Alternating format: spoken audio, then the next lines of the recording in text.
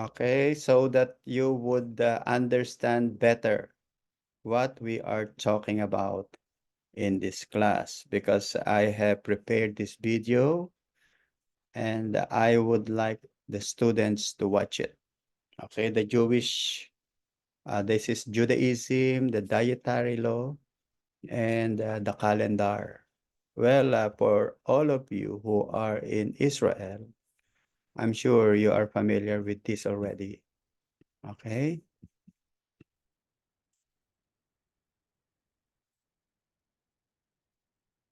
Okay, so, okay, name. The name of the book of Leviticus in Hebrew Bible is Vayikra.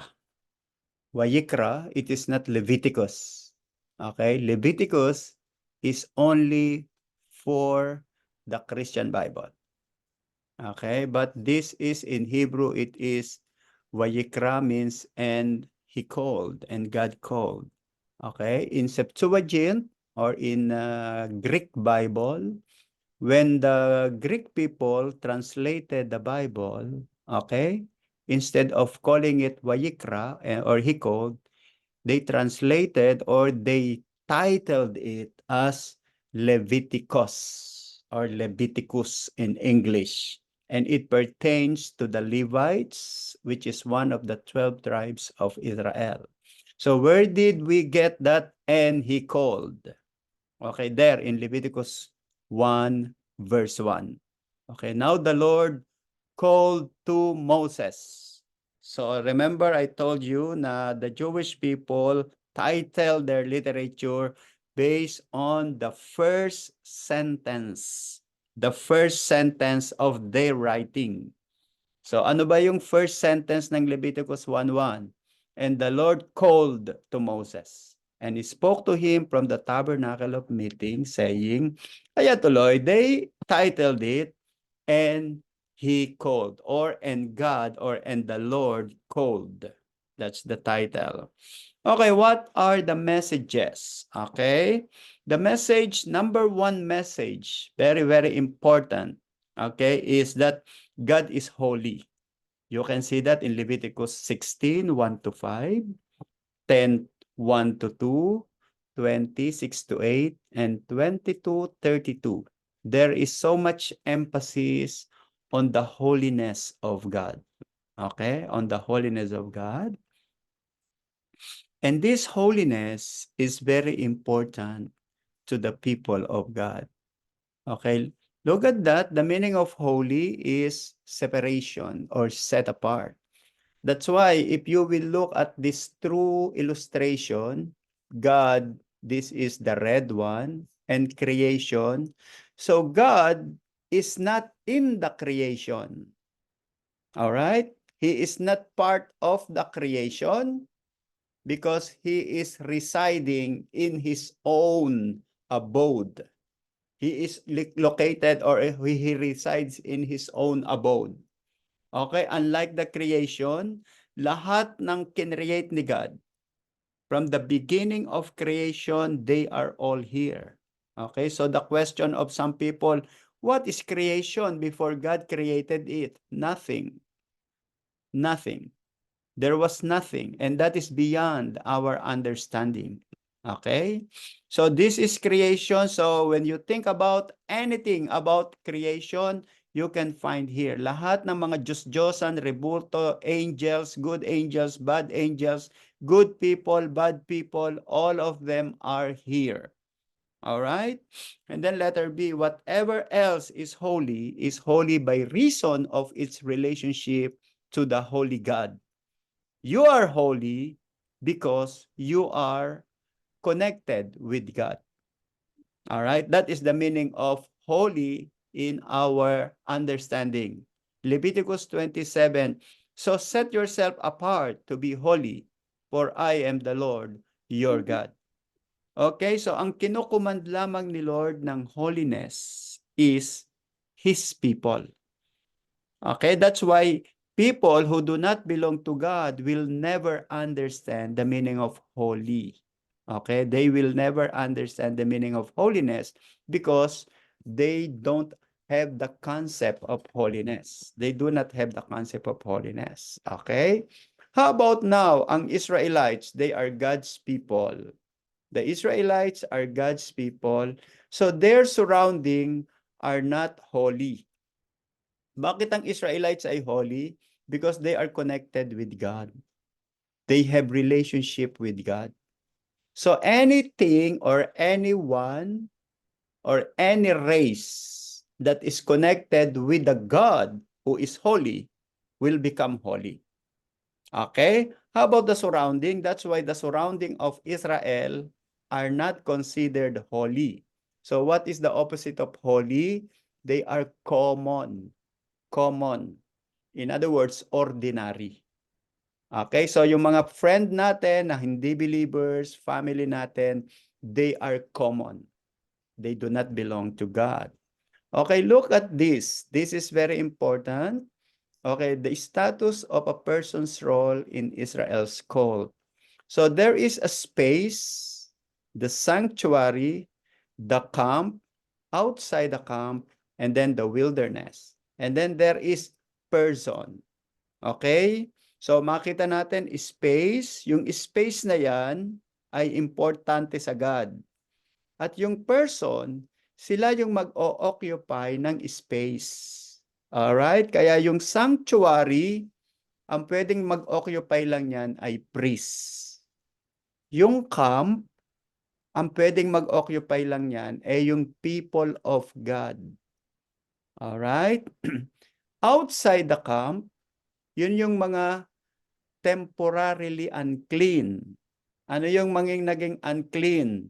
Example, nagkaroon ng menstruation. Yung mga babaeng may menstruation, you need to be outside the camp. Alright?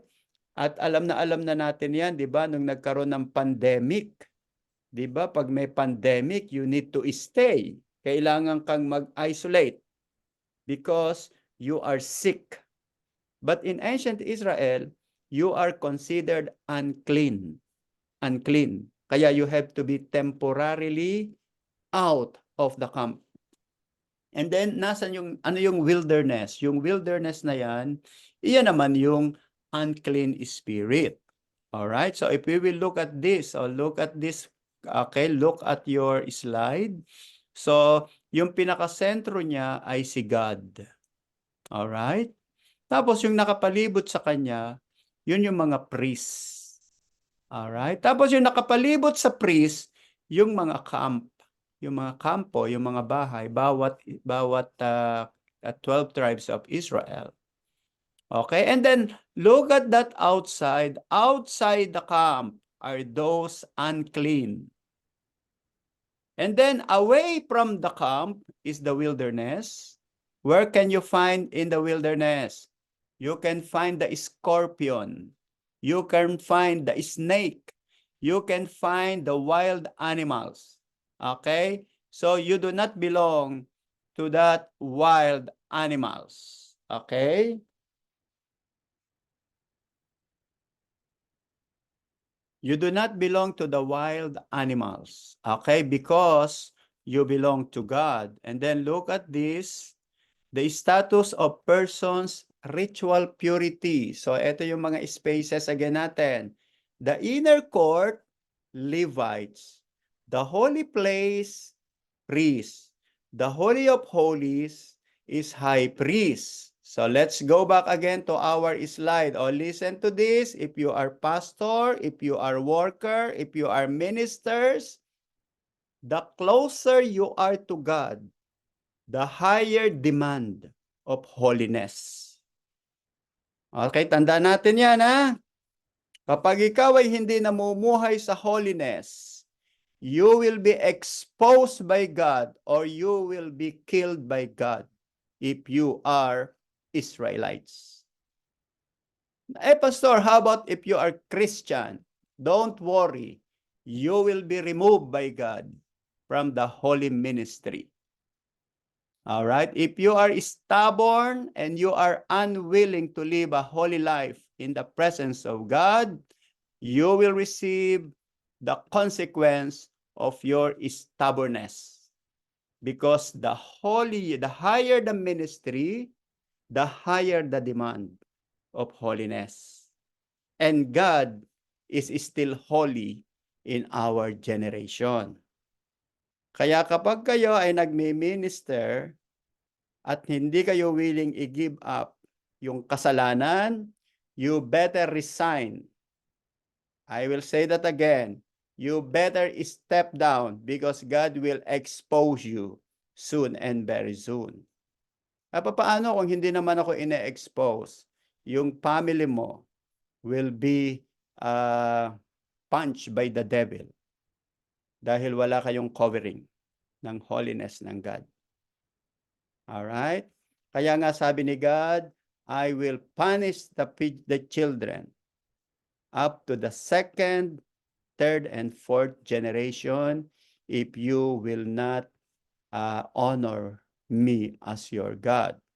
Okay, that's why the book of Leviticus is the warning of God to the entire Israel, and then specifically to the leaders of Israel. Kaya nga, look at that.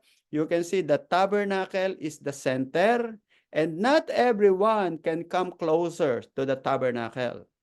And not everyone can enter the Holy of Holies. Only the high priest, and it should be 1 year. 1 year only. Not every day. You cannot go every day because you have to purify yourself. All right? Kaya nga, once again, I want to remind everyone, okay, the higher you desire to be a leader, the higher the demand of holiness and righteousness from God. Tandaan natin, pag-serve is not enjoy. I enjoy it. Yes, you enjoy, but you must also enjoy the rule of God. Okay, so this is the tabernacle, which we discussed last week. The Holy of Holies is the presence of God, and only the high priest can go. And then the holy place, this is the place for the priests. Okay, for the priests. Okay, and then the inner court, okay, all the Levites can enter the inner court even though they are not priests. But only the Levites are allowed to enter. People who do not belong to the tribe of Levi should be outside. It should be outside. Okay? And look at this. This is a movie. I have taken this clip from the movie Moses, the Lawgiver. Okay, so you can see that this is a very, very nice. Shalom, shalom, shalom. Okay, this is a very nice presentation of the tabernacle in the wilderness. All right. Okay, so look at this in Exodus 19:6. And you shall be to me a kingdom of priests and a holy nation. That is a demand of God to the Israelites. You should be a holy nation. Kaya lang, after many generation, what happened to the nation of Israel? Makita natin, I just want to give you an advanced preview of this. In 1 Samuel 8:5, they said to Samuel, who is this they, the Israelites, look, you are old, and your sons do not walk in your ways. Now make us a king to judge us like all the nations. Tapos look at Ezekiel 20:32. We will be like the Gentiles, like the families in other countries, serving wood and stone. Remember that you are holy, you are set apart, you are different. So do not be like other nations. Do not be like the Gentiles, because you are holy and you belong to me. And that is the mistake of the Israelites. That's the mistake of the Israelites, okay? Because they should be different from their surrounding nation. But the problem with the Israelites, we want to be like them. We want to be like them. Ayan, syempre, that is an offense to God. Okay, kaya nga, you are chosen so that you would be different. And then, what is your role? You will represent me to the surrounding nation. Okay, and that is the role of the priest. The role of the Leviticus ministry, the Leviticus priesthood, is to teach the people about their responsibilities to Yahweh. Okay? Eh, paano if they keep committing mistake? Lagi silang nagkakasala. Okay, sin and sacrifices. That is the reason why God gave the sacrifices. Kasi alam ng God, the Israelites cannot live a holy life. Okay, nauunawaan ni God yun. That's the reason why He provided the sacrifices. Given the fact that human beings continually sin, fellowship with the Holy God, the very purpose of the covenant, require a means of access to God. To correct the alienating and polluting force of sin, God gave the sacrificial system. Alright? Remember na hindi ka makaka-access sa God kapag ikaw ay merong isang kasalanan lang.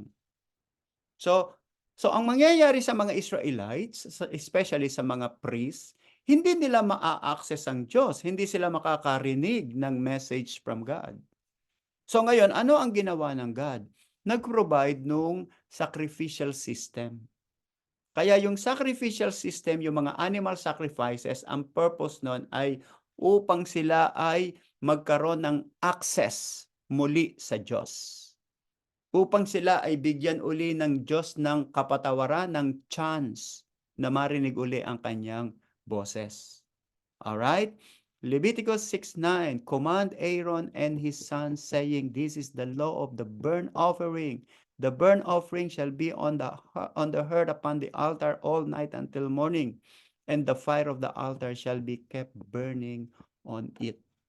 Okay, bakit continuous? Kasi continuous nga yung pagkakasala ng tao. Alright, lagi tayong nagkakasala, kaya kailangan kung nagkakasala ka, lagi ka ngayong magkakaroon ng continual offering so that you can access God. So the key term is keeper, meaning expiate or propitiate. The action of keeper remove both the pollution released by the sin and the guilt or blame. Leviticus 23:27, also the 10th day of this 7th month shall be the day of atonement. It shall be a holy convocation for you. You shall afflict your souls and offer an offering made by fire unto the Lord. Alright, so ang purpose ng law, listen to this. Kaya ibinigay ng Diyos ang law ay upang maunawaan ng mga Israelites na sila'y makasalanan at hindi nila kayang malinis ang kanilang katawan. Okay? Remember that, ang purpose ng law ay upang maunawaan ng Israel na sila'y makasalanan. Hindi upang sila'y iligtas. Okay? Look at makikita natin diyan in Romans chapter 3 verse 20. In Romans chapter 3 verse 20, ipinakita doon ni Paul na the purpose of law is to tell you, Israel, that you are sinning. That's the purpose of law.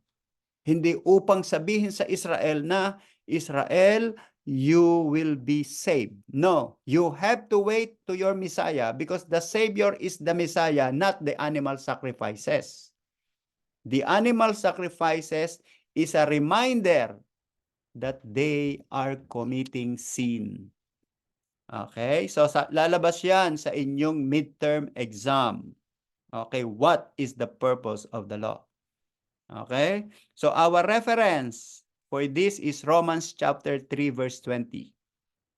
Okay, ang law ay ibinigay para maunawaan ng Israel na sila'y makasalanan. Eh papaano yung walang law? Halimbawa, yung mga tao na walang law, akala nila sila'y okay.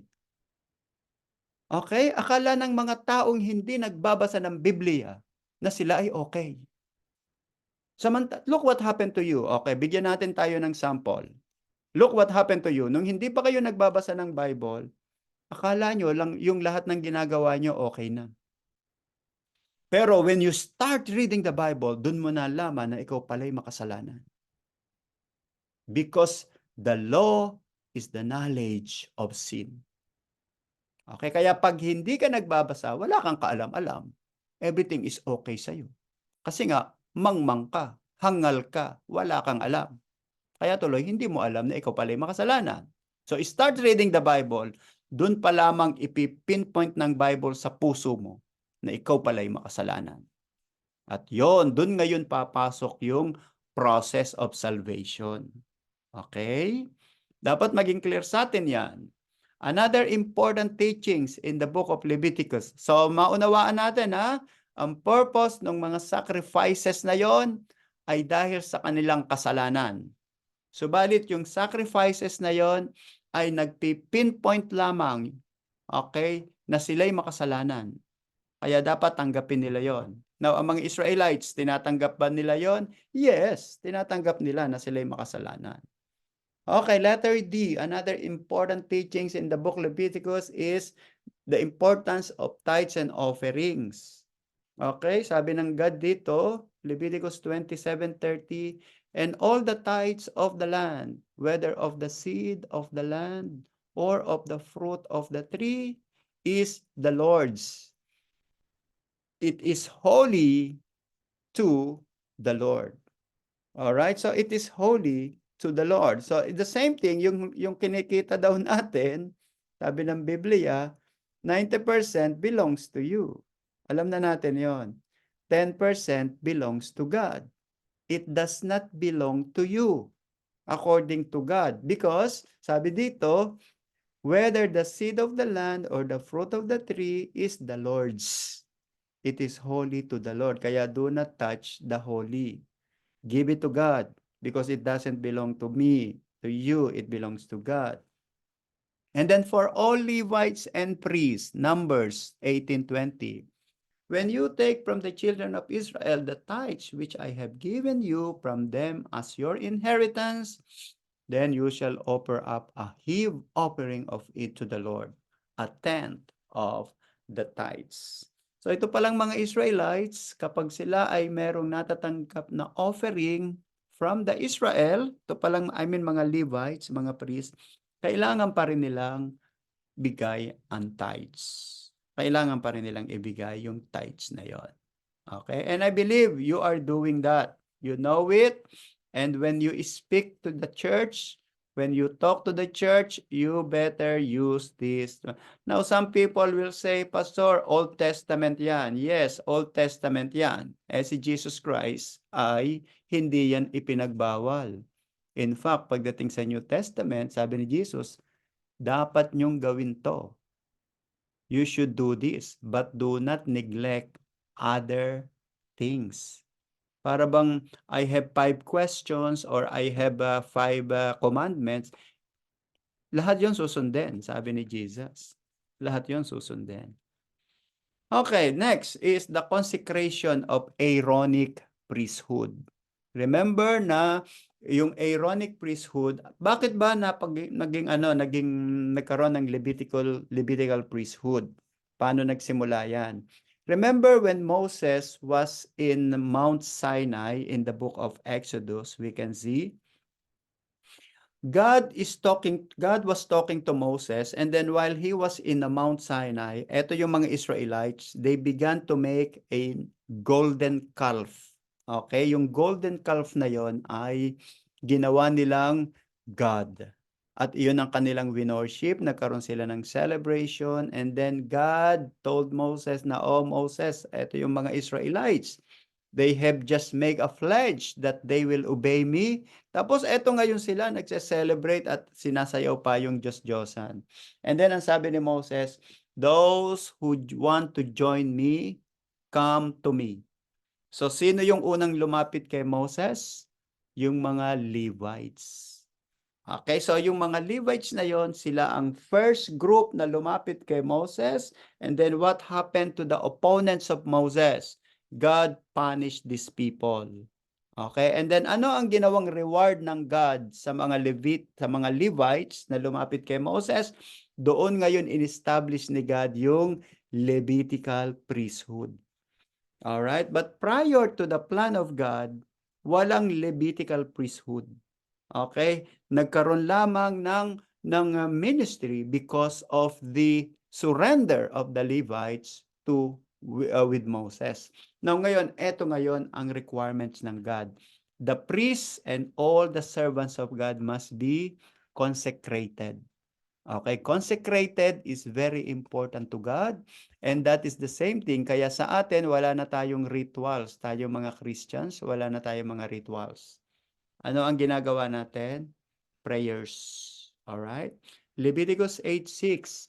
Then Moses brought Aaron and his son and washed them with water. And he put a tunic on him, girded him with a sash, clothed him with robe, and put the ephod in him. And he girded him with the intricate woven band of the ephod, and with it tied an ephod on him. Then Moses took some of the anointing oil and some of the blood which was on the altar and sprinkled it on Aaron, on his garments, on his sons, and on the garments of his sons with him. And he consecrated Aaron, his garment, his son, and the garments of his son with him. Why it is important for God? Because the priest has to be holy. Okay, hindi lang sila holy. It must be above the ordinary Israelites. Alright? At kung mapapansin natin dyan, they have a special cloth.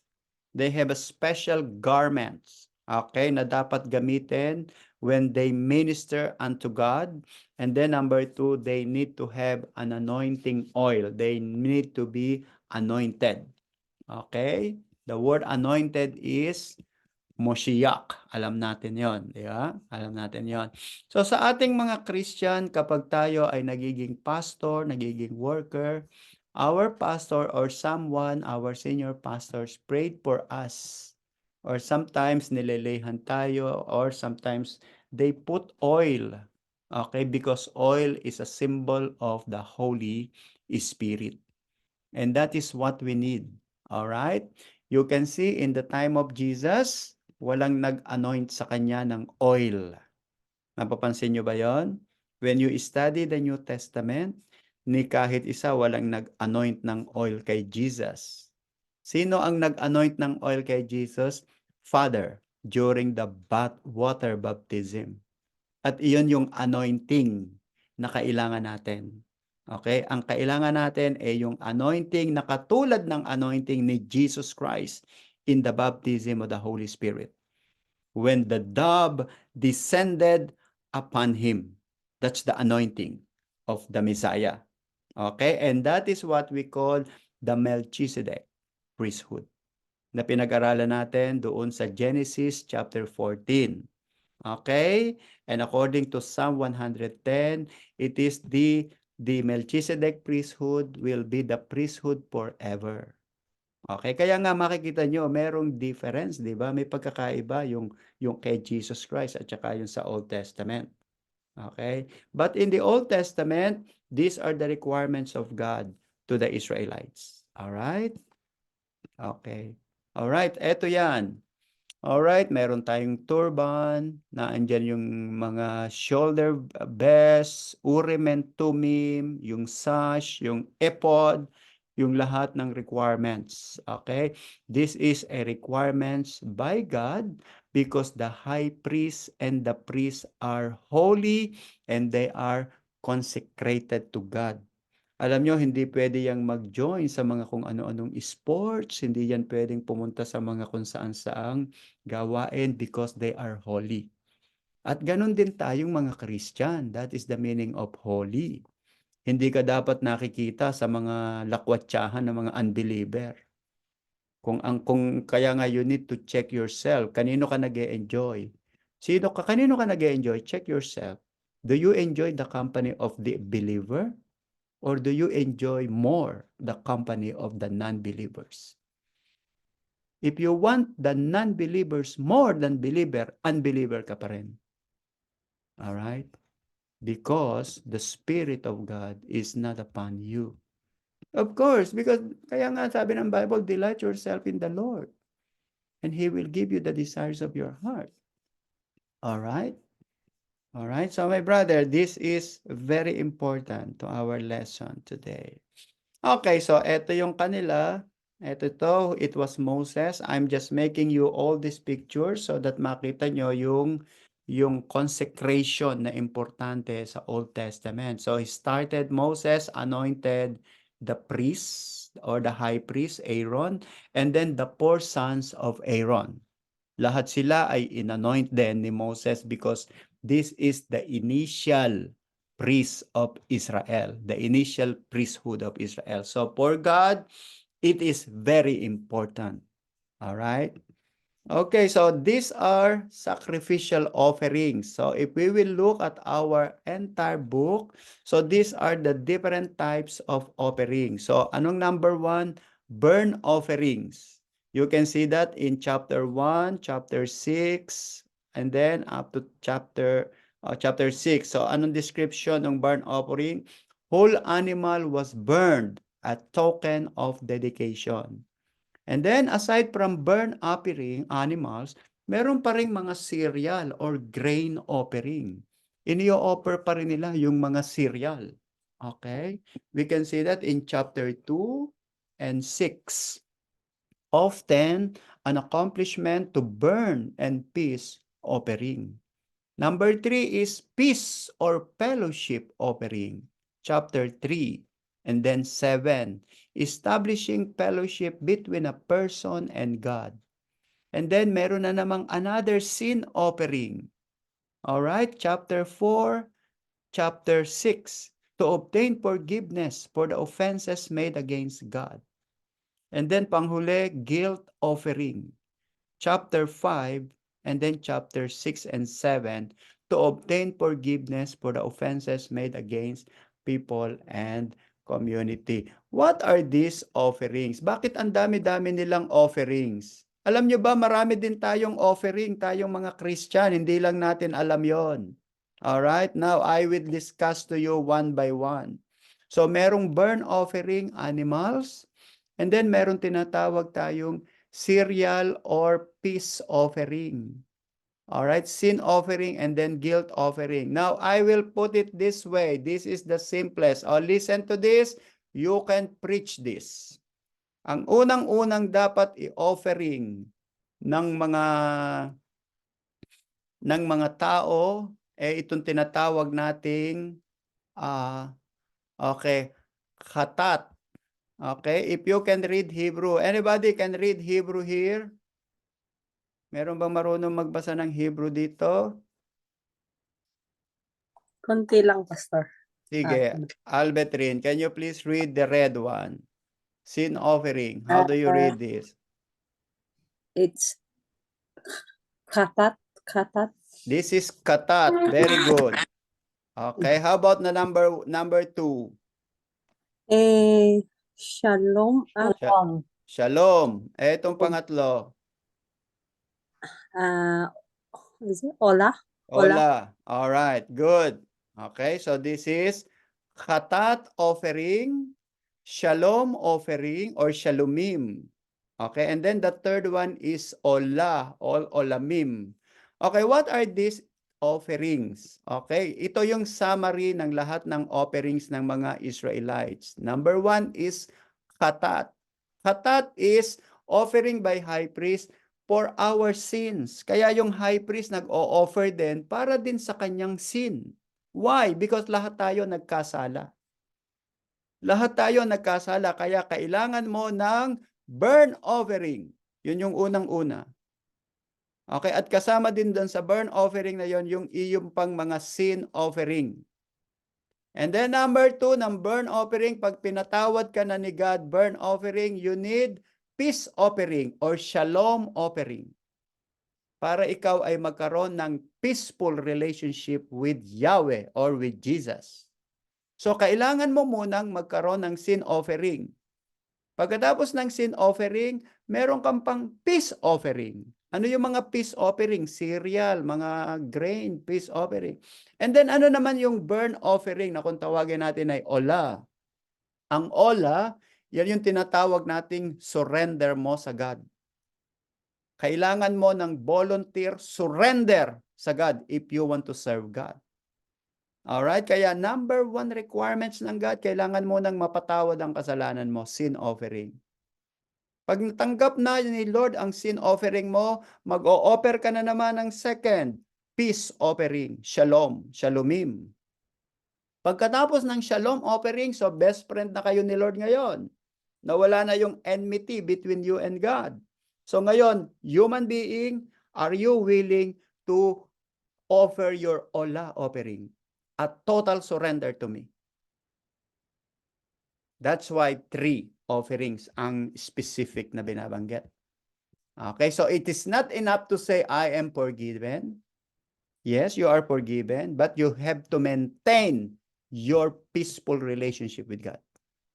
And then pang third, if you want to maintain further and to serve me, I want your offering. I want your burnt offering. And this burnt offering normally from Levites. Okay, sa ating mga Christian, number 1, kailangan mo nang patawarin ka ni Lord. Ano ang i-offer mo kay Lord? Kailangan ka ba mag-offer ng mga baka, tupa? I-offer mo yung kasalanan mo kay Lord. Yung kasalanan mo, ibigay mo kay Lord. That is your sin offering. Eh, ano yung peace offering? Maintain your relationship with God. Ano yung ola offering, burn offering? Surrender your life to Jesus and serve Him.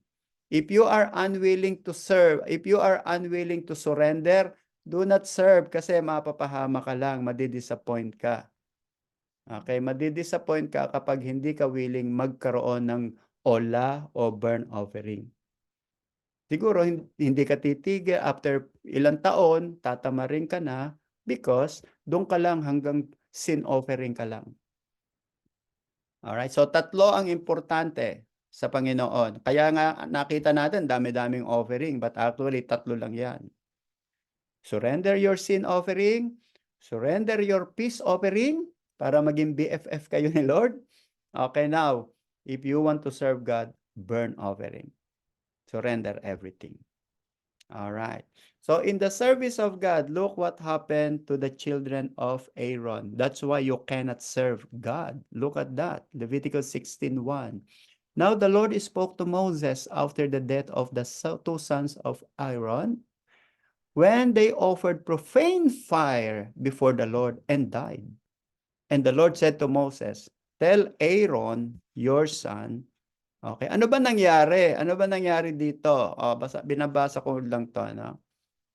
Sabi ng God kay Moses, sabi ni Lord kay Moses, tell Aaron, your brother, not to come at just any time into the holy place inside the veil, before the mercy seat which is on the ark, lest he die, for I will appear on the clouds above the mercy seat.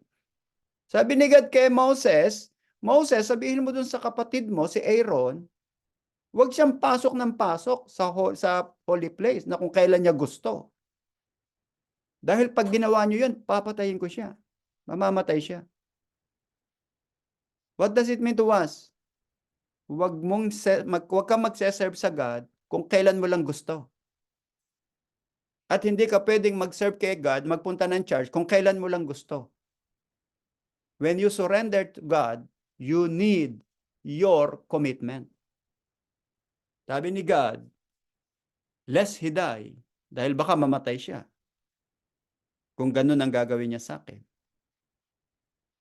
Kaya alam nyo, may mga worker na, mapapansin nyo ba, worker na, ang layo-layo na niya, ang taas-taas na ng posisyon, nawawala pa. Tapos sasabihin, hindi, nag-resign ako eh. Ano nag-resign? Inalis ka ni Lord. Kaya lang sabi natin, si Lord ang nagbigay, si Lord ang mag-aalis. Okay? And this is a warning. Leviticus 16 is a warning. Kaya ang sabi ng God kay Moses, Moses, sabihin mo dun sa kapatid mo. Now, another lesson we can learn here is God can talk directly to Aaron, pero God has to talk first to the top leader bago sa'yo. Kaya merong protocol si God. Alam nyo, merong iba kasi pakialamero. Magaling pa sa leader. Akala niya sa kanya nangungusap ang Holy Spirit. Yung mga leader, hindi, ganon, di ba? The leader listen to God. Paano kung yung leader hindi marunong makinig sa God? God will punish that leader. Don't worry, leader. God will punish you.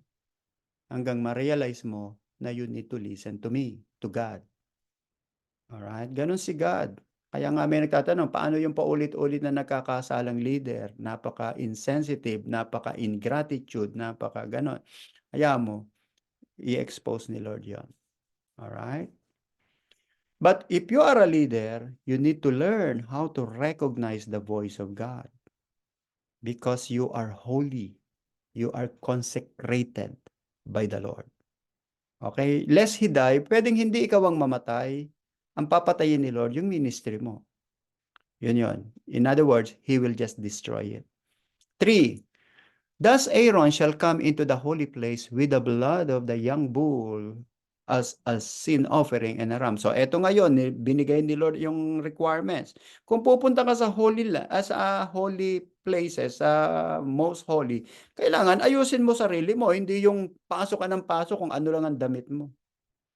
Kung naka-pajama ka lang o naka-ano ka lang, papasok ka sa holy place. That is the same thing. Before you serve God, you need to prepare yourself. Be ready, be prepared. All right? With all the blood, with all the clothing, the garments, and then the sin and burnt offerings. The sin and burnt offerings. And then, eto ngayong ating sinabi nito, no, what happened ba? Leviticus 10:1. Then Nadab and Abihu, the sons of Aaron, each took his censers and put fire in it, put incense on it, and offered profane fire before the Lord, which he had not commanded them. All right, so look at that. Nag-offer itong anak ni Aaron, si Nadab and Abihu. Anong in-offer nila? Yung mga offering. Tapos meron silang in-offer na profane fire na hindi naman kinocommand ni God. Anong ginawa ng God? Alright, di kinidlatan sila, patay. 3. So fire went out from the Lord and devoured them, and they died before the Lord. And Moses said to Aaron, this is what the Lord spoke, saying, by those who come near me, I must be regarded as holy. And before all the people, I must be glorified. So Aaron held his peace.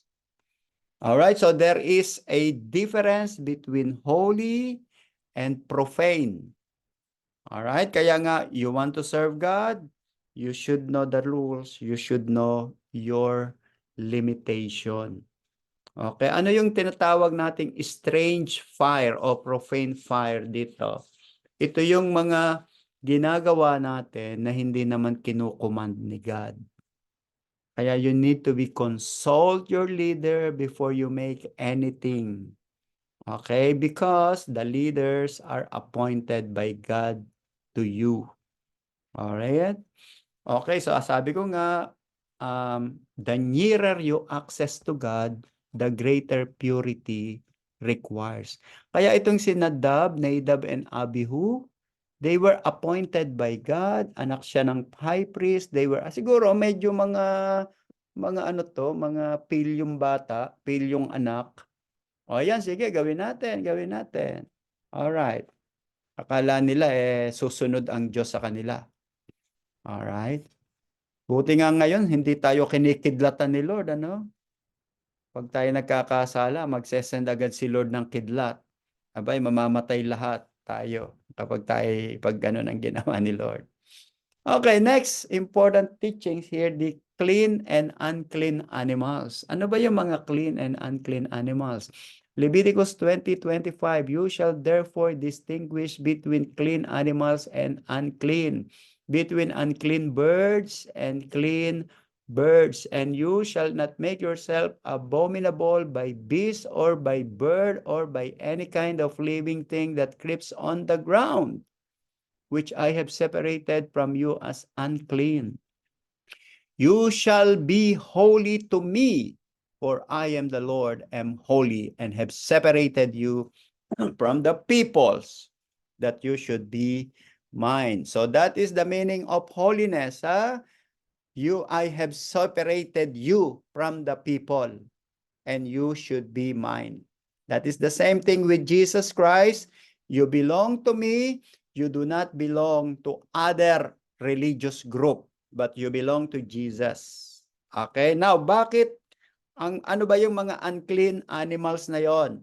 Sabi dito sa ating description, they live in unclean environment. Mga madudumi yung kanilang environment. Number 2, God wanted them to be different, all right, from other nation. Okay, these animals are scavengers, therefore unclean. Alam yung mga scavenger? Example, yung mga cockroaches, yung mga, how do you call that? Mga cockroaches, yung mga nag-i-scav, dyan sa ilalim ng lupa, hindi daw natin dapat kainin yan because they are unclean. Tapos, ang mga scavengers sa dagat naman, yung kumakain lahat ng dumi sa dagat, yung mga hipon, yung mga lobster, na sarap-sarap tayo, na kinakain natin lahat-lahat yon. Sino kumakain nun? Yung mga Gentiles na walang alam sa Bible. Alright? Di bale, masarap naman eh. Okay? These animals eat unclean animals and unclean insects. Example, yung mga, I'll give you this one. Okay? So you can see, this is the sample of clean and unclean animals. Ano yung not to eat and yet to eat? Yung pwede natin kainin, yan, cow, okay, deer, lamb, chicken, ano to, yung mga turkey, okay, birds, animal. Ano yung mga daw hindi dapat kainin, sabi ni Lord? Ayan, yung mga pork, masarap yan, pork, di ba? Yung mga lobster, shrimp, rabbit, horse, dog, kung kumakain pa kayo ng dog, okay, sige. Rat, sige, may kinakain tayo mga rat. Alright? Now again, somebody may ask, Pastor, hindi naman yung mga yung nagpapadumi yung pumapasok. Alright? Alright, so another issue na dapat nating malaman sa Leviticus is the blood. Okay, so in the book of Leviticus, it emphasizes the meaning of the blood. Okay, men are supposed to die because of sin, but through the blood, which is the source of life, men remain in fellowship with God. Okay, look at that, Leviticus 17:11. For the life of the flesh is in the blood, and I have given it to you upon the altar to make atonement for your souls. For it is the blood that makes atonement for the soul. Therefore, I said to the children of Israel, no one among you shall eat blood, nor shall any strangers who dwells among you eat blood.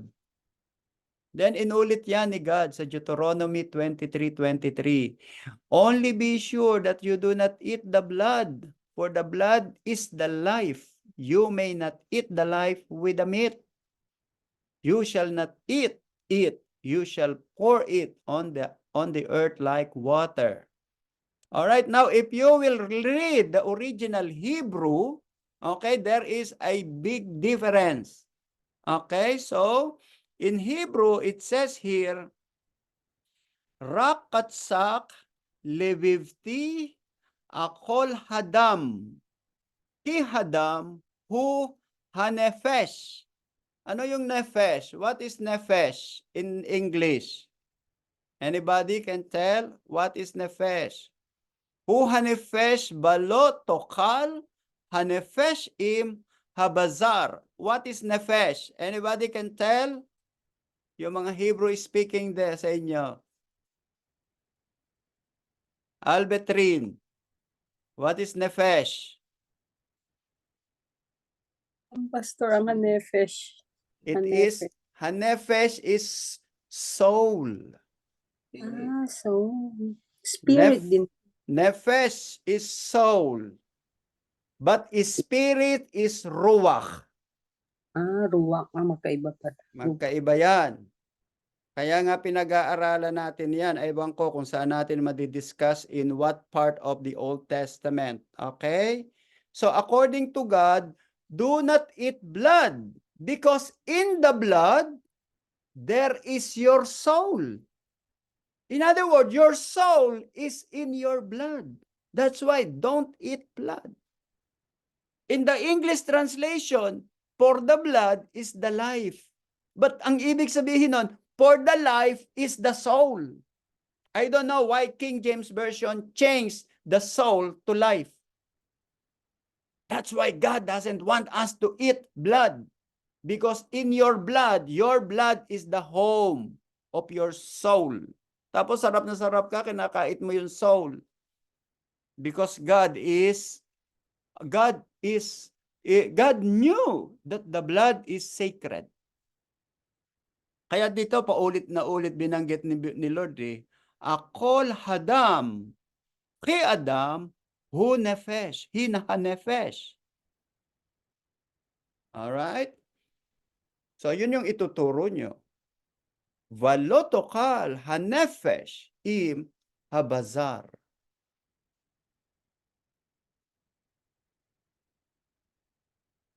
So wag na kayong magluto ng dinuguan.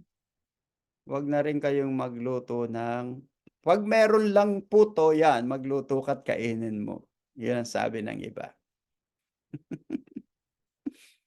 But there are other good food. Bakit ka pa kakain ng questionable? Alright? Pag questionable, iwan na natin yon. Okay, parts of Noahic covenant added to the law of Moses. Remember na yung blood ay commandment ni God yan before the birth of Moses. Before the birth of Moses, which is 1,500 years later, God spoke to Noah. Genesis 9:5, but you shall not eat flesh with its soul, that is its blood. Yun na naman din. Okay?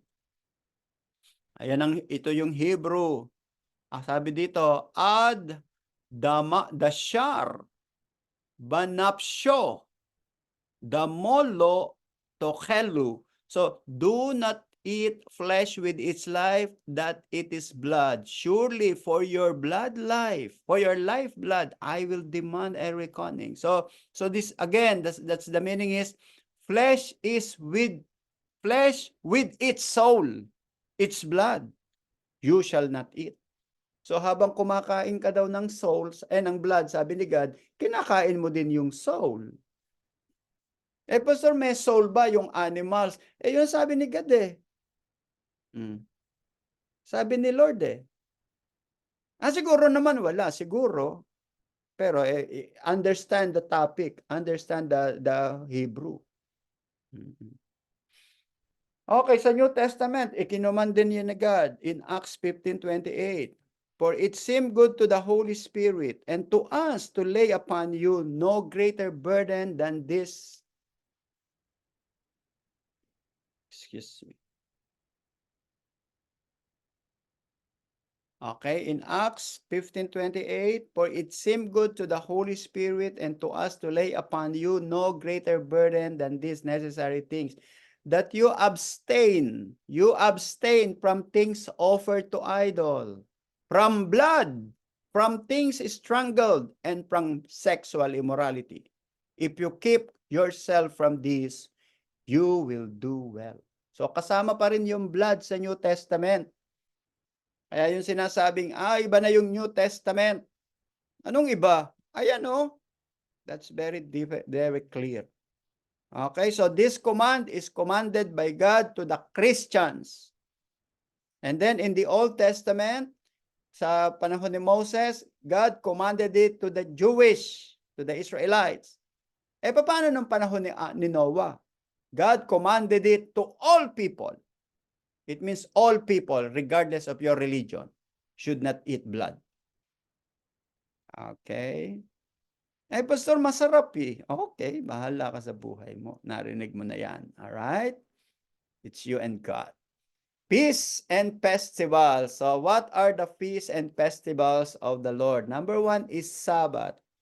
Okay, description, rest day. time, 7th day. Every 7th day of the week, kailangan magkaroon ng Sabbath according to God because your goal is to have your rest and remember the Lord. Letter B, Passover. Passover is Israel's deliverance between March and April. And then after Passover, the following day is unleavened bread. Israel's deliverance, March 7. So, ang Passover, ngayong gabing to, then the following day, unleavened bread for 1 week. And then Feast of Weeks, or the Feast of Shavuot. In Christians, we call it Pentecost. Harvest, first fruit, May or June. And then after that, paglipas ng 3 months, the Feast of Trumpet, New Year, September, October. And then after that is the Feast of, or the Day of Atonement. And then after 5 days is the Feast of Tabernacles. Okay? Boot. So alam natin what is the Day of Atonement or Yom Kippur. I'm sure you are familiar with this. All of these are being celebrated by the Israelites, by the Jewish until today. Eh bakit hindi na yan ginagawa ng mga Christians? Kasi ang mga Christians noong 4th century, they are very, very jealous. Okay, in our church history study, the Jewish people continue to celebrate, but many Christians wants to join the celebration. So ano ang ginawa ng mga praile, ang mga pare? They prevented them to celebrate with the Jewish people, and then they began to remove the festival. They removed the festival and the feast from the Christians at ginawa nila ng kung sino-sinong feast. The Feast of Virgin Mary, the Feast of so-and-so, the Feast of Saint Peter, the Feast of so-and-so, na hanggang ngayon ginagawa pa rin ng mga Pilipino. Alright, because it is very ancient tradition originated from Rome and from Europe. Okay? And then these are the feasts of the celebration. So you can see Spring Festival is Passover. And then is Summer Festival is Pentecost. And then the Fall Festival is the Tabernacles, Atonement, and Peace, the Peace of Trumpet. So, ito yung calendar natin dyan. I'm sure familiar kayo lahat dyan. For those of you who do not stay, who do not live in Israel, so ito ngayon yung mga celebration. So, ang first celebration ay yung Passover, and then unleavened bread, and then first fruit. And then Pentecost, or the Feast of Shavuot, and then the Feast of Trumpet, Atonement, and Tabernacle in the month of Tishrei, or 7th month, or 7th month. Okay? All right. And then the Day of Atonement. Okay, the Day of Atonement is very important, the Day of Atonement, because this is the time when all of the sins, 1 year sins of Israel will be forgiven by God. Kaya yung kasalanan ginagawa ng mga Israelites, okay, for 1 year, okay, papatawarin ni God yun pagdating ng Day of Atonement. Kaya nga nagsa-celebrate sila. And then gumawa ka uli ng kasalanan naman, hindi mo naman mapagilan. So kailangan na namang mag-offer na naman ng kasalanan. So ibig sabihin, okay, yung kasalanan nyo may expiration date yan. Kaya yung Day of Atonement, kung yan ay September 30, hanggang September 30 next year lamang ang contract nyo sa akin. Next year, i-renew nyo ang contract. Pastor, pag hindi na-renew, ay hindi ka na pumapasok sa Day of Atonement. Alright, so ibig sabihin may expiration pala.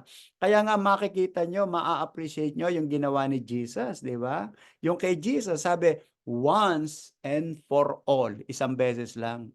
Samantalang ang animal sacrifices, taon-taon nire-renew. Every year magre-renew. Para bang di ba pag ikaw ay may binibiling mga appliances, taon-talon na lang nagbabayad ako. Ngayon 'pag na-complete na yung payment mo, wow, I'm done. After 5 years, finally, nabayaran ko na rin. Alright? Gano'n ang nangyari kay Jesus. Taon-taon nagbabayad ang mga Israelites, and then nang dumating si Jesus, wow! Tapos na, hindi na tayo dapat magbayad. Eh, kaso ang ginawa ng mga Israel, ni-reject 'yun. Yung magbibigay sa kanila ng freedom to bring the animal sacrifices yearly, ay na-miss nila 'yon. Alright? Leviticus 16:29, "This shall be a statute forever for you. In the 7th month, on the 10th day of the month, you shall afflict your souls, and do not work at all, whether a native of your own country or a stranger who dwells among you. For on that day the priest shall make atonement for you, to cleanse you, that you may be clean from all your sins before the Lord. It is a Sabbath or solemn rest for you, and you shall afflict your souls. It is a statute forever. He shall take the 2 goats and present them before the Lord at the door of the tabernacle of meeting. Then Aaron shall cast lots for the 2 goats, one lot for the Lord, and the other lot for the scapegoat. And Aaron shall bring the goat on which the Lord's lot fell, and offer it as a sin offering. But the goat on which the lot fell to be the scapegoat shall be presented alive before the Lord to make atonement upon it, and to let it go as the scapegoat into the wilderness." So how many animals yung dadalhin ni Aaron sa Panginoon during the Day of Atonement? 2 goats. 2 goats, dalawa. Yung isang goat, gagawing offering, at yung isang goat naman ay, eto yon. Okay? Yung isang goat, doon ibibigay lahat ang kasalanan diyan sa 2 goat na yan. Alright? Yung isang goat ay i-o-offer sa God, papatayin yon. Yun namang isang goat ay hahayaan na lang na dadalhin sa wilderness, sabi ng Bible. Okay? One lot to the Lord and the other lot for the scapegoat. So yung scapegoat na yan, dala niya ng ating mga kasalanan. Okay? At dadalhin siya sa wilderness, hindi siya pwedeng kainin dahil nakapatong sa kanya ang lahat ng kasalanan ng Israel na ginawa nila for the past 12 months. Lahat ng kasalanan nila ay inabsorb nung hayop na yon, and then yung hayop ay dadalhin sa wilderness, at doon sa wilderness, hahayaan siyang mamatay doon. Dala-dala niya yung kasalanan ng mga Israelites. Samantalang yung another goat, yung natirang isang goat, yung isang goat naman na yon ay iyon ang i-o-offer kay Yahweh. Iyon ang i-o-offer kay Yahweh. Kaya yung isa ay papatayin, yung isa naman ay mananatiling buhay. And that is symbolism. Okay, symbolism yon.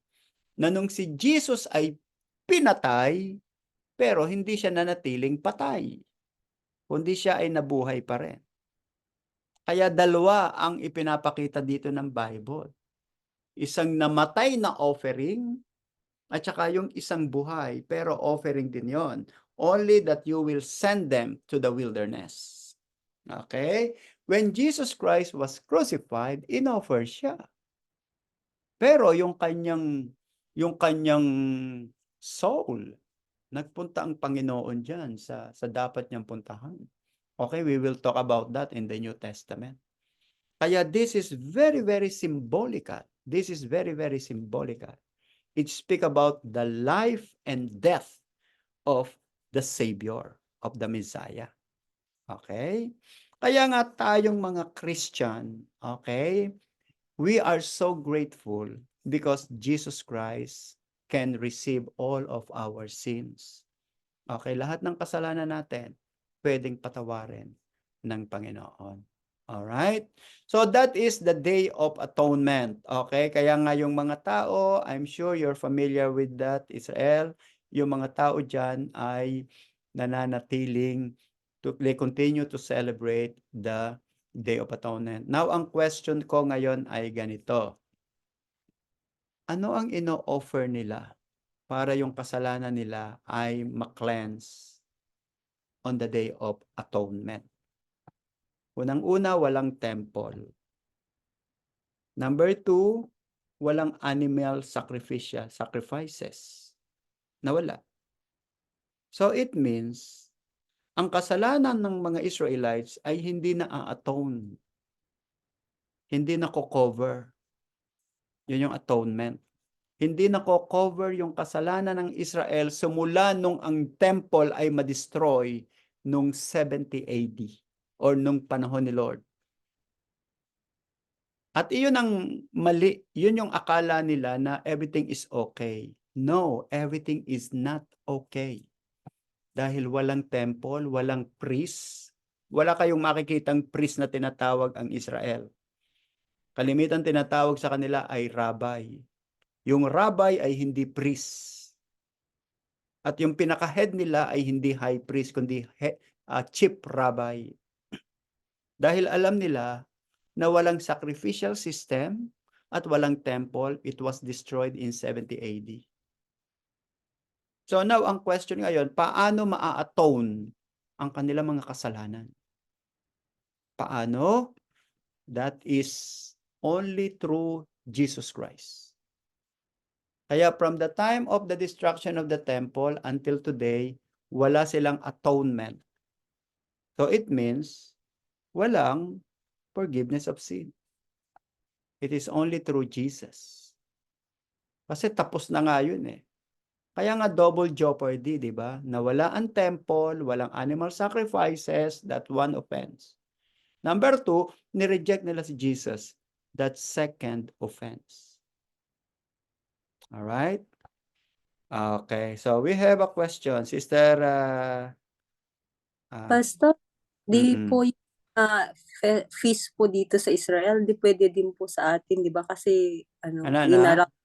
yung mga feast festival po dito, yung mga Pesach po dito sa Israel, yung para sa mga Jewish, di, applicable din po sa ating mga yun, di ba? Kasi sabi mo, inano lang ng mga inggit na mga na priest noon, kaya tayo hindi inalaw Oo. na Ngayon, tama yun. Pwede nating i-celebrate kung si Jesus ang center. Kaya nga yung ating Feast of Tabernacles, di ba, nagkakaroon tayo ng Feast of Tabernacles dyan. Kami, meron kaming Feast of Tabernacles. As long as Jesus is the object of the celebration, that's fine. Pero kapag ang celebration mo ay Jerusalem, Torah, King David, at inignore mo si Jesus Christ, hindi yun. Hindi yun ang fulfillment. Kasi lahat ng sacrifices, lahat ng festival, example, Passover, dapat nakapokus kay Jesus. Kasi Jesus is the Lamb. Number 2, the Feast of Tabernacle, o yung Pentecost. Kailangan nakasentro kay Jesus Christ din yon. Because of the Holy Spirit, when the Holy Spirit ascended. Okay, now ngayong third, yung hinihintay-hintay natin, yung second coming. The Feast of Tabernacle is about the booth celebration when they see God doon, deliverance yung kasing yung makikita na, di ba? They were in the wilderness. So in the wilderness, they have to open yung mga roof so that they can see the stars and the presence of God in the sky. Okay, the word tabernacle is dwellings. Okay, hindi pa nagaganap yon dahil, kumbaga sa tatlong celebration, dalawa pa lang ang na-fulfill. Number 1 is Passover, Jesus. Number 2 is Pentecost, Holy Spirit, nang dumating. Number 3 is Feast of Tabernacles. Tabernacles is the dwelling of God to His people. Hanggang ngayon, yun yung hinihintay natin. Kaya tayo nagsa-celebrate ng Feast of Tabernacle is to wait for the Messiah. Now, if the Messiah is not the object of celebration, may mali. Ayun. Kaya okay mag-celebrate. Actually, dapat talagang sineselebrate ng Christian yan eh. Eh kaso, mali ang understanding ng mga Christian. Akala nila. Parang mali yung mga theologian nung mga 4th and 3rd century. Dapat Jesus. Kaya tingnan nyo, tama yung Passover na ginagawa natin. Ang mga Catholic, Christian, lahat Jesus. And then yung Pentecost, Holy Spirit. Eh siyempre, sino ba naman nakakaalam ng Holy Spirit? Yun lang mga true Christian. How about the tabernacle? It's Jesus Christ. Dapat ang object natin, yung second coming. Kaya when we celebrate, remember what is the meaning of all those activities? What is the meaning of Sukkot, ng Chag? Okay, nung feast na yan, yung Moed. Do you know the meaning of that is appointed time and rehearsal. That's the meaning of Chag. Nagse-celebrate tayo, we are rehearsing it for the grand celebration in heaven. Kaya pagdating mo ng heaven, hindi ka na strange. You're familiar with this because we're doing this when we were still on earth.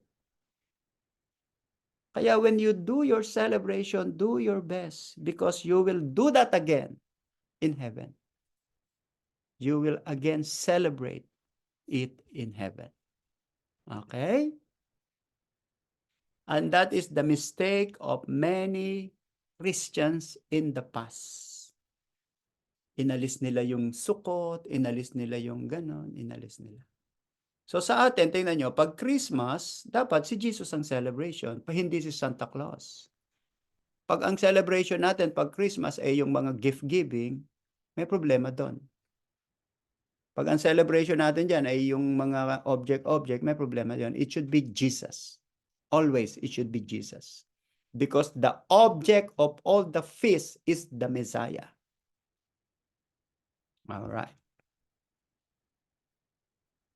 Kaya yung mga sayaw nyo, be sure na bakit hindi ginagawa ng Christian dyan na si Jesus Christ? Kasi nga, merong law dyan sa Israel, di ba? Pag may Feast of Tabernacle, can you see yung mga celebration ng mga Christian dyan, ang mga nagbay mga banner, yung parade dyan, kapag Sukkot, napunta kami dyan, bawal kasing banggitin ng pangalan Jesus, ayaw nila. Mau-open daw ang mga Hudyo. Okay, then especially mga religious leaders. So, especially noong bago pa lang ako diyan, year 2000, 2001, 2, volunteer ako doon every year diyan nagpupunta kami diyan. Hindi naman every year, but at their time na lagi kami nagbo-volunteer diyan sa ICEJ. But some leaders said na let us avoid using the name of Jesus. Kasi noon talagang may mga nagsasalita diyan na mga Jewish na go home missionary, go home missionary. Ginaganon kami. Alright? So, in order to avoid that, alis yung pangalan niya. But we know what is our object. Alright? Leviticus and New Testament. Okay, number 1, Jesus is the Passover Lamb. That's our belief. 1 Corinthians 5:17. Therefore, purge out the old leaven, that you may be a new lump, since you truly are unleavened. For indeed Christ, our Passover, was sacrificed for us. You see, very clear sa New Testament kasi Jesus Christ fulfilled. So, another word for fulfilled is completed. Kinomplete ni Jesus yung hindi pa complete na revelation sa Old Testament. Alright? Letter B, Jesus is the high priest. Hebrews 4:15. For we do not have a high priest who cannot sympathize with our weaknesses, but was in all points tempted as we are, yet without sin. So ikino-compare dito yung mga high priest ng Israel, they are only good for 30 years, 40 years, kaya lang mamamatay na sila. Ibig sabihin din yan, yung atonement na ginagawa nila, temporary lang. Okay, every year, kailangan mag-atonement. After 1 year, expired na yan, you have to make another appointment. After 1 year, expired na naman. Samantalang yung ginawa ni Jesus, it is once and for all. Isang beses lang yon. Hindi na yun mauulit. Alright? Kaya hindi na tayo kailangan pang mag-offer ng animal sacrifices. Okay? Letter C, love your neighbor. Okay, in Leviticus 19:18, you shall not take vengeance, nor bear any grudge against the children of your people, but you shall love your neighbor as yourself. I am the Lord. Okay? So it's very clear na yung Ten Commandments ay sinimplify din sa Leviticus. Kasi yung Ten Commandments, pino-fulfill mo nga ritually, pero dapat fulfill it from your heart. Hindi lang ritual yan. Hindi lang memory verse yan. Alright? Okay, Albert, can you please read Hebrews chapter 10? For the law, having a shadow of the good things to come, and not the very image of the things, can never with these same sacrifices, which they offer continually year by year, make those who approach perfect. For Two. then they not have ceased to be offered, for the worshippers, once purified, would have had no more Consciousness of sin. And then 3 and 4. But in those sacrifices, there is a reminder of sins every year. For it is not possible that the blood of bulls and goats could take away sins. Yan. So look at verse 3. Those sacrifices is only a reminder na you are sinner. It is only a reminder. Kaya yung Day of Atonement, ang purpose na makasalanan kayo ha, yung kasalanan nyo nung isang taon, sige, pinatawad ko ngayon. So next year uli ha, see you next year. Sasabihin ni God kay High Priest. See you again. Dahil alam ko namang hindi kayo magiging perfect eh.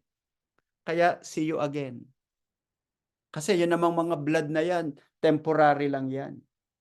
Now ngayon, nang dumating si Jesus Christ, that's it. Ito na yon, tapos na. Kasi ang mangyayari dito, titingin si God kay Jesus. Tapos, pagtingin ni God kay Jesus, lahat ng follower ni Jesus Christ, malinis yun. Pinatawad ni God. Kasi only Jesus Christ can forgive our sins and can cleanse our unrighteousness. Napakalaki ng ginawa ng Panginoon sa atin. I have a question sa inyo. Ano ang nangyayari ngayon sa mga Israelites na walang atonement, walang temple, walang high priest? Pag sila'y namatay, papaano yun i-handle ng Panginoon? You see, it's a big question. It's really a question. Mahirap magsalita na sa ganon kasi si Jesus kasi may sabi, I am the way, the truth, the life. Si Lord ang nagsabi, sila Paul na nagsabi, it is only through the blood of Jesus. Jesus Christ has fulfilled what was written in the Old Testament. Jesus came, I am the way. Jesus came, I am the shepherd. Jesus said, I am the light. Okay? Paulit-ulit na binabanggit ni Jesus Christ yun. Now, kung iyon ay walang bearing, it means, baliwala yung sinabi ni Jesus. Alright? So, if all of the teachings of Jesus Christ are irrelevant, it means tama ang mga Hudyo. Tama ang mga Israelites, ang mga Pharisees and Sadducees. Tama sila. It's either tama sila o mali si Jesus. Or tama si Jesus, mali sila. Now, ang question natin ay, saan tayo tatayo? Saan ngayon yung stand mo? The safest way, my brother and sister, the safest way is to stand where Jesus stands. Doon ka tumayo. Huwag kang tumayo kay Virgin Mary. Hindi ka niya na mai-save. Huwag kang tumayo kay Buddha. Hindi ka niya na masisave. Alright? Kaya we are so blessed. We are so blessed. Because we understand it. Okay? Eh, paano yung mga believer? Okay, let me ask you. Yung mga believer, I mean, hindi believer, kundi yung mga nominal Christian na they claim that they are Christians, but they are ignorant of the Bible. And yet they confess that Jesus is their Lord and Savior. All right. Sister Maricar, what is your thought? And then Sister Irene, what is your thought? Sige. Ulit nga ang question, Pastor. Ano yung... Yung mga Christian, example, yung mga RC, they believe in Jesus, but they don't read the Bible. They still believe in Virgin Mary. They still do the rituals. But they said they believe in Jesus. Pag namatay sila, will they go to heaven? Para sa akin, Pastor,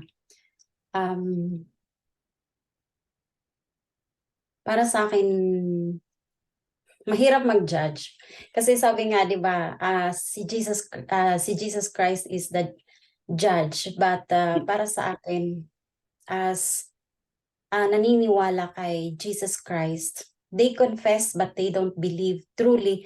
Or para sa akin, wala silang tunay na relasyon sa Panginoong Hesukristo. So for me, kahit na sila they confess sa kanilang mga bibig na na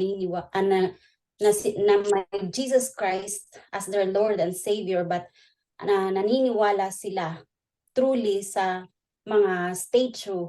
For me, hindi. Hindi sila mapupunta sa langit. Why?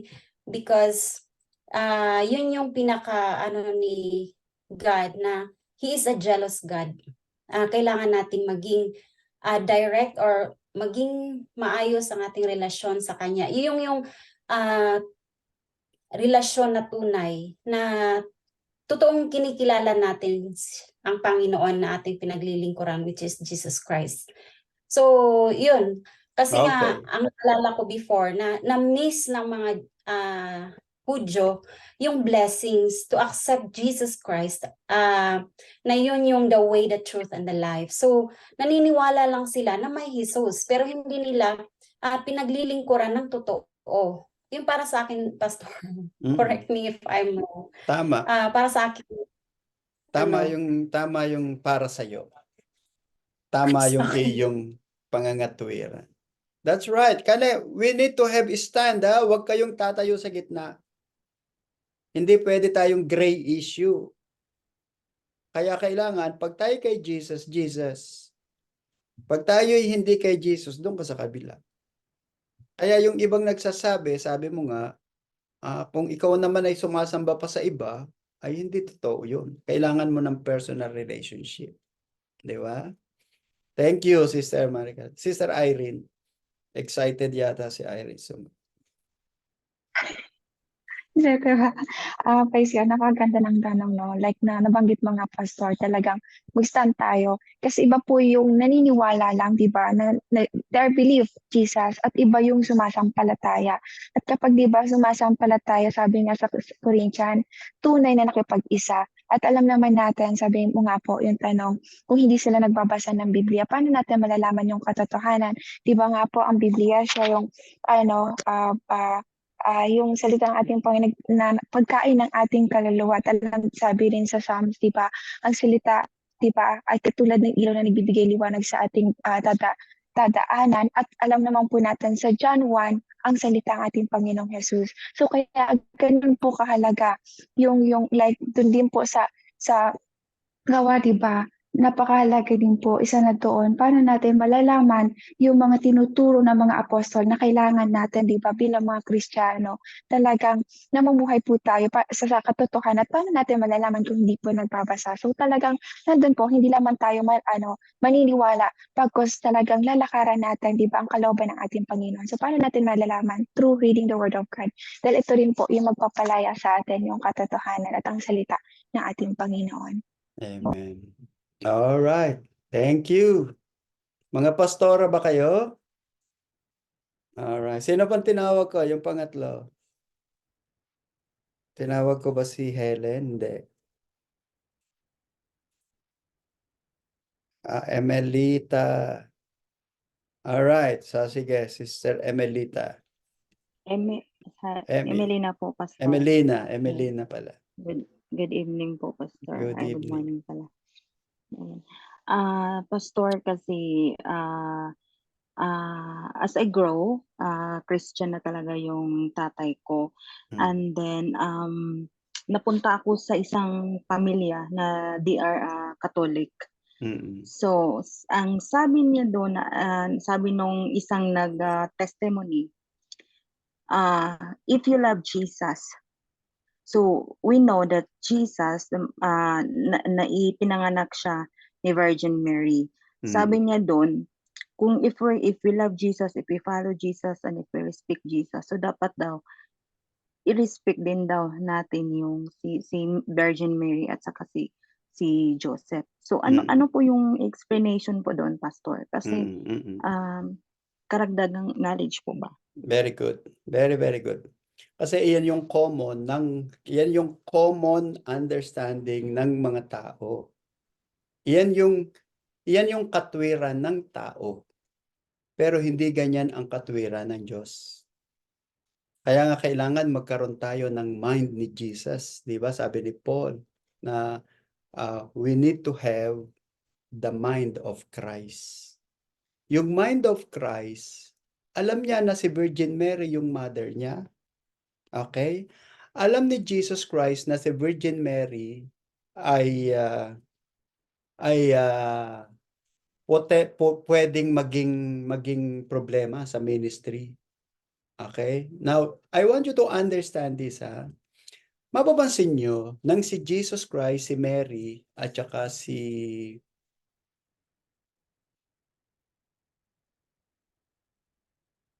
sandali lang, may tumatawag lang kasi dito. At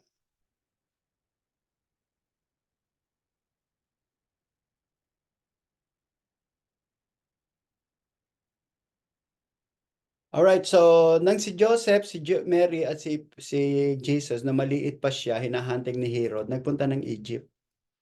Pagdating sa Egypt, doon sila nag-stay ng matagal. Then paglipas ng panahon, naging very important place yung tinirahan ni Virgin Mary, ni Joseph at saka ni Jesus. Hanggang ngayon, nung ako nagpunta ng Egypt, nakita ko na very, very sacred yung lugar. Okay? Now ngayon, nakita yun ni Jesus na balang araw, tong si Mary, sasambahin to ng tao. Kaya kung makikita nyo, hindi niya tinawag na mother si Jesus sa Book of John. Ang tawag ni Jesus kay Mary ay woman. Alright? Dahil si Mary, siya yung nag-fulfill nung Genesis chapter 3 verse 15 na the seed of the woman will destroy the devil. It is the seed of the woman, not the woman will destroy the devil, but the seed of the devil, or the seed of the woman. Okay? Now ngayon, Sister Emelina, hindi ko mo inignore natin si Joseph and Mary ay hindi na natin sila nire-respect. Ang usapan dito ay salvation, hindi respect. We respect Joseph, we respect Mary, we respect the 12 disciples. Katunayan nga, we respect our parents and our lolo and lolas. We respect our employer, we respect our teachers, we respect the disciples and Paul, but we don't worship them. Iba yung worship sa respect. Hindi ba common namin sinasamba si Mary? Hindi na namin siya nire-respect? Ang question natin ay, how do you know? Actually, it's really very, very broad. How do you know na iyan ang mukha ni Mary? How do you know na iyan ang mukha ni Joseph? Sineselebrate nyo yung kanilang mga images, pero bakit ayaw niyong basahin ang kanilang mga isinulat? Bakit nagse-celebrate tayo ng Saint Matthew, Saint Peter, Saint John the Baptist, Saint John, Pero yung mga isinulat nila, ayaw nyo namang basahin. Yun yung ating katwiran naman. So pag sinasabi natin na, sasabihin mo na hindi po namin dinidisrespect. Katunayan, we respect them. Kaya lang, hindi namin siya wino-worship. Dahil ang dapat ng i-worship ay Diyos lang, hindi tao. Hindi ko mo ayaw nating i-worship si Mary eh. Dinidisrespect na. Yan ang pangangatwiran ng mga hangal at mangmang sa Biblia. Binabastos nila tayo. Pero sila ang bastos sa Diyos. Binabastos nila ang Diyos. Bakit mo i-worship ang mga rebulto? Tapos sasabihin lang, hindi naman namin wino-worship yan. Anong hindi? Nilagyan nyo ng kandila, bulaklak, pinunasan nyo, nilagyan nyo ng pabango. Hindi ba pagsamba yun? Sige nga, gawin nyo sa akin yan. Sige. Ibili nyo ako lahat ng mga damit. Ibili nyo ako ng mga alahas. Pabangahan nyo ako. Kisan nyo mga paa ko. Kung hindi pagsamba yun. Tapos sasabihin, hindi, mahal lang namin si Pastor Perdi. Yun ay isang kamangmangan na panangangatwiran. Alright? Hindi yan makakapagligtas. Ang usapan natin dito ay salvation. Ang usapan natin salvation. Pagdating sa salvation, Jesus. But we respect other images. Other disciples. Hindi po namin dinidisrespect si Virgin Mary. Dahil pag dinisrespect natin si Mary, ay, paano ka pa naging Christian? Bakit mo dinisrespect yung mother ni Jesus? Christian ka ba? Dinidisrespect mo sila? Ang hindi natin inaayunan ay yung kanilang maling pananampalataya. Pero that doesn't mean na we disrespect Mary. Sila lang ang nagsasabi noon. Meron lang silang maipambato sa atin. Kasi nga wala silang alam sa Biblia. Pinalalabas nila, tayo pa ang mali. Pinalalabas mo nila na tayo pa ang mga rebellious people of God. No? Okay, so we love Mary, we love Joseph, we love family of Jesus. Sige, tanong mo nga, sige nga, mahal nyo ba si Virgin Mary at si Joseph? Oo, mahal nyo din ba mga anak nila? Tanong mo nga sa kanila, mahal nyo din ba yung 6 pa nilang anak? Walang anak. Oh, you see, dinidisrespect nyo. Kayo nagdi-disrespect dahil sila may anak. May anak si Joseph at si Mary. Si James, si Joseph, si Judas, at saka si Simon. Simon nga ba yung isa? 4 yung anak nila plus 2 babae, at least 2 girls. So yun, sila ang walang respeto sa Biblia dahil hindi nila ino-honor yung salita ng Panginoon. Okay, but tayo, we love Mary. Why not?